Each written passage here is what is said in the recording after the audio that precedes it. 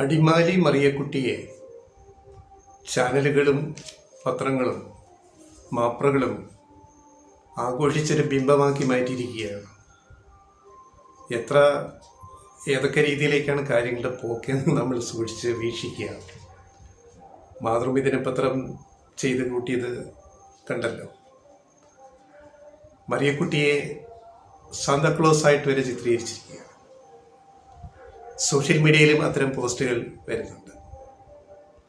4 മാസത്തെ പെൻഷൻ മുടങ്ങിയതാണല്ലോ വിഷയം. ഇപ്പം 2 മാസത്തെ പെൻഷൻ റിലീസ് ചെയ്ത് കഴിഞ്ഞു.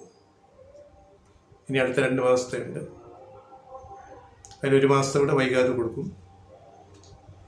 അപ്പോൾ പെൻഷൻ മുടങ്ങിയതിൻ്റെ കാരണങ്ങൾ നമ്മൾ പലതവണ ചർച്ച ചെയ്തുകൊണ്ട് അതിലേക്കൊന്നും കടക്കുന്നില്ല. പെൻഷന് കേന്ദ്രം തരാനുള്ള വിഹിതം പോലും തരുന്നില്ല. ക്ഷേമ പെൻഷൻ ഇതാണ് ഉദ്ദേശിക്കുന്നത്. അതിൻ്റെ കണക്കുകൾ കൃത്യമായിട്ട് ഇപ്പം പബ്ലിക്കിൽ വന്നിട്ടുണ്ട്. അപ്പോൾ ഇവിടെ ഈ പെൻഷൻ തുടങ്ങിയതിൻ്റെ ഒരു ബ്രീഫ് ഹിസ്റ്ററി, ഒരു ചരിത്രം. ഇതാരാണ് തുടങ്ങിയത്, എത്ര രൂപയായിരുന്നു ആദ്യം, അതൊക്കെ ഒന്ന് ഓർത്തിരിക്കുന്നത് നന്നായിരിക്കും. 1980 Nayanar EK Nayanar government, LDF ഗവൺമെൻറ്റാണ് ആദ്യമായി ക്ഷേമ പെൻഷൻ എന്ന് പറയുന്നൊരു കോൺസെപ്റ്റ് രാജ്യത്ത് തന്നെ ആദ്യമായിട്ട് നടപ്പാക്കുന്നത്. അത് വളരെ ഇന്നൊവേറ്റീവായിരുന്നു. ഇതൊക്കെ ഇപ്പോൾ പ്രതിമാസം 1600 രൂപയിൽ എത്തിയതിന് പിന്നിലെ ചരിത്രങ്ങൾ നമ്മൾ മറന്നു പോകരുത്. അത് ഇടതുപക്ഷം ഭരിച്ചപ്പോൾ തന്നെ തുടങ്ങിയ ഒരു പദ്ധതിയാണ് രാജ്യത്ത് ആദ്യമായിട്ട്.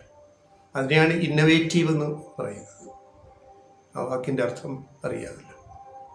തീർത്തും വ്യത്യസ്തമായ, ഏറ്റവും പുതുമയുള്ള, എന്നാൽ ഏറ്റവും ദീർഘവീക്ഷണത്തോടെയുള്ള ഒരു കാൽവയ്പ്. അതായിരുന്നു കേരളത്തിലെ ക്ഷേമ പെൻഷൻ്റെ തുടക്കം. അപ്പോൾ 80 നായനാർ ഗവൺമെൻറ് ആദ്യമായിട്ട് കർഷക തൊഴിലാളികൾക്കാണ് ഈ ക്ഷേമ പെൻഷൻ ആരംഭിച്ചത്. വലിയ തുകയൊന്നും ഇല്ലായിരുന്നു അന്ന്. ഒരു മാസം 45 രൂപ.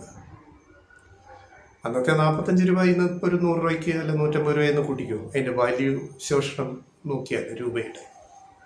എന്നാലും ചെറിയ തുക, വെറും 45 രൂപ ഓരോ മാസം. അന്നതിനെ പ്രതിപക്ഷം കളിയാക്കിയത് കർഷക തൊഴിലാളിക്ക് കള്ളുകുടിക്കാൻ സർക്കാർ പൈസ കൊടുക്കുന്നു. ഈ ഒരു കൺസെപ്റ്റിനെ തന്നെ ആദ്യം പരിഹസിച്ചവരാണ് ഇവിടുത്തെ പ്രതിപക്ഷം, അന്നത്തെ പ്രതിപക്ഷം, UDF, പിന്നെ BJP. ഇവന്മാർക്ക് കള്ളുകുടിക്കാൻ എന്തിനാ സർക്കാർ പൈസ കൊടുക്കുന്നത് എന്നാണ് ചോദിച്ച് പരിഹസിച്ചത്.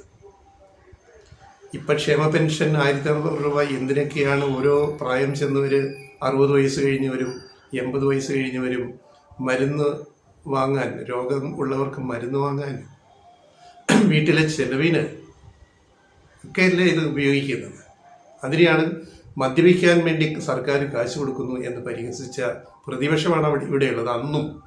അതിൽ നിന്നും ഇന്നത്തെ പ്രതിപക്ഷത്തിന് എന്തെങ്കിലും മാറ്റം സംഭവിച്ചിട്ടുണ്ടോ എന്ന് നമ്മൾ ആലോചിക്കുക. ഇനി ഈ 45 രൂപയിൽ തുടങ്ങിയ പെൻഷൻ പിന്നെ മറ്റ് വിഭാഗങ്ങളിലേക്ക് വ്യാപിപ്പിച്ച് അവസാനം ഇതൊരു പൊതുക്ഷേമ പെൻഷനായിട്ട് മാറുകയാണ് ഉണ്ടായത്. അതും VS ഗവൺമെൻറ് വന്നപ്പോൾ, VS അച്യുതാനന്ദൻ ഗവൺമെൻറ് വന്നപ്പോൾ ഇത് ആ 100 രൂപയിൽ തുടങ്ങിയ പെൻഷൻ അങ്ങനെ 45 100 രൂപയിലേക്ക് മാറ്റി. പിന്നെ അത് VS ഗവൺമെൻറ് 500 രൂപയിലേക്ക് ഉയർത്തി. അവിടേക്കാണ് ഇടതുപക്ഷത്തിൻ്റെ ഒരു കാഴ്ചപ്പാട്. ക്ഷേമം, വെൽഫെയർ ഓഫ് പീപ്പിൾ, ജനങ്ങളുടെ ക്ഷേമം എന്ന് പറയുന്ന ഒരു കരുതൽ അവിടെ അതിനകത്തെല്ലാം ഉണ്ട്. അപ്പോൾ VS ഗവൺമെൻറ്റാണ് 500 രൂപ ആക്കിയത്, വർദ്ധിപ്പിച്ചത്. പിന്നെ ഉമ്മൻചാണ്ടി ഗവൺമെൻറ് വന്നു.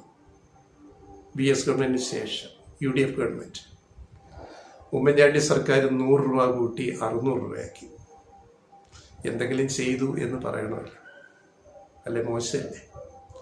പക്ഷേ ഈ കൂട്ടിയ 100 രൂപ കൂട്ടി 600 ആക്കിയത് 18 മാസം കൊടുക്കാതിരുന്നത് ഇപ്പം ചരിത്രമാണ്, എല്ലാവർക്കും അറിയാം. അതിനെതിരെ മറിയക്കുട്ടി ചേടത്തി ഒന്നും ബഹളം വെച്ചില്ല. ഇപ്പം അവരെ പൊക്കിയെടുത്തുകൊണ്ട് നടക്കുകയാണ് ഇൻ്റർവ്യൂ. അവർ കഴിഞ്ഞ ദിവസം പറഞ്ഞു, ഒരു ചോദ്യത്തിനകത്ത് മാപ്രയ്ക്ക് നല്ല ചുട്ട മറുപടി കിട്ടി. മറുപടിയല്ല, അവരുടെ ഉള്ളിൽ നിന്ന് വന്നാണ്. അവർ പറഞ്ഞു, ഞാൻ അന്ന് കോൺഗ്രസ്സുകാരിയാണ്, ഞാൻ കടുത്ത കോൺഗ്രസ്സുകാരിയാണ് എന്നവർ കഴിഞ്ഞ ദിവസം പ്രതികരിച്ചത്. അപ്പം ഇപ്പം ഈ UDF കോൺഗ്രസ് കളിക്കുന്ന പൊളിറ്റിക്സ് എന്താണെന്ന് മനസ്സിലായില്ലേ? എന്തിനാണ് മറിയ ചേടത്തിയെ കൊണ്ട് ഇങ്ങനെ പൊക്കിക്കൊണ്ട് നടക്കുന്നത് എന്ന് മനസ്സിലായില്ല. അവർ രാഷ്ട്രീയം കളിക്കുകയാണ്. അല്ലെങ്കിൽ 4200 രൂപ പെൻഷൻ കിട്ടാനുള്ളതിന് 25,000 രൂപ ചെലവാക്കി അവർ ഹൈക്കോടതിയിൽ ജസ്റ്റിസ് ദേവൻ രാമചന്ദ്രന്റെ മുമ്പിൽ കൊണ്ട് ഹർജി കൊടുക്കണം. അതിന്റെ ലോജിക്ക് നമ്മളൊന്ന് ചിന്തിക്കുക ദയവായിട്ട്. ഇതിന്റെ പിന്നിൽ കളിക്കുന്നത് എന്താണെന്നുള്ളത് അത് അവിടെ നിൽക്കട്ടെ. അങ്ങനെ ആ 600 രൂപ 18 മാസം ഉമ്മൻചാണ്ടി സർക്കാർ കൊടുക്കാതാണ് ഇറങ്ങിപ്പോയത്. പിന്നെ വന്ന പിണറായി 1ാം ഗവൺമെന്റ് അത് കൊടുക്കാൻ, ആ കുടിശ്ശിക കൊടുക്കാൻ വേണ്ടി പണം കണ്ടെത്തുകയായിരുന്നു. ആദ്യം ആ കുടിശ്ശിക തീർത്തു. 18 മാസത്തെ 600 രൂപ വീതം, അത് തന്നെ വലിയൊരു തുകയാവും. 64 ലക്ഷം ജനങ്ങൾക്കാണ് കേരളത്തിൽ ഈ പെൻഷൻ കൊടുക്കുന്നത്. അപ്പോൾ എത്ര തുകയാവും നിങ്ങൾ കൂട്ടി നോക്കിയാൽ മതി. എന്നിട്ട് പടിപടിയായിട്ട് 2ാം പിണറായി ഗവൺമെന്റ് ഇവിടെ എത്തി നിൽക്കുന്നു. പടിപടിയായിട്ട് ഈ 600 എന്ന് പിന്നത് ഇപ്പോൾ 1000 പിന്നെ അതിപ്പോൾ 1600 എത്തി നിൽക്കുകയാണ്. ഇതാണ് കേരളത്തിലെ ക്ഷേമ പെൻഷന്റെ ഒരു വളർച്ചയുടെ ഒരു ചരിത്രം. ഇത് മറന്നുകൊണ്ട് ആർക്കും ക്ഷേമ പെൻഷനെ പറ്റി സംസാരിക്കാൻ കഴിയില്ല. മറിയക്കുട്ടി ചേട്ടത്തിമാരും അവരെ പിന്തുണയ്ക്കുന്നവരും അവരെ ആനയിച്ച് നടക്കുന്നവരും ചരിത്രം മറന്നാണ് ഈ വേഷം കിട്ടുന്നത്. ഇവിടുത്തെ പത്രങ്ങളും ചാനലുകളും മാപ്രകളും എല്ലാവരും, പ്രതിപക്ഷവും UDFും BJPയും ചരിത്രം മറന്ന് എണ്ണ തേക്കുകയാണ്. ഇതുകൊണ്ട് നിങ്ങൾക്ക് എന്ത് നേട്ടം കിട്ടും?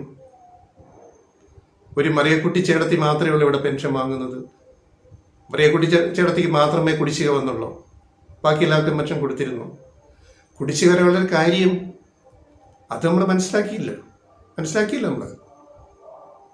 പെൻഷൻ വിഹിതം, ക്ഷേമ പെൻഷന്റെ വിഹിതം കേന്ദ്രത്തിൽ നിന്ന് തന്നിട്ട് 2.5 വർഷമാകുന്നു. അതായത് 60 വയസ്സ് കഴിഞ്ഞവർക്ക് 200 രൂപയും, ഇതെല്ലാം കണക്കുകളാണ്, തീരുമാനങ്ങളാണ്, കേന്ദ്രം തരേണ്ടതാണ്. 60 വയസ്സ് കഴിഞ്ഞവർക്ക് 200 രൂപയും 80 വയസ്സ് കഴിഞ്ഞവർക്ക് 300 രൂപയുമാണ് കേന്ദ്ര വിഹിതം. ഈ 1600-ലേക്കുള്ള കേന്ദ്ര വിഹിതം ചെറിയ തുകയാണ്. പക്ഷെ അതുപോലും 2.5 വർഷമായിട്ട് മുടക്കി വെച്ചിരിക്കുകയാണ്. എന്നിട്ടാണ് വർത്തമാനം പറയുന്നത്.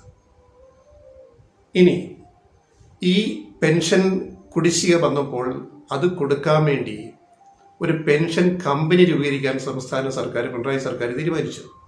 കമ്പനി രൂപീകരിച്ചു.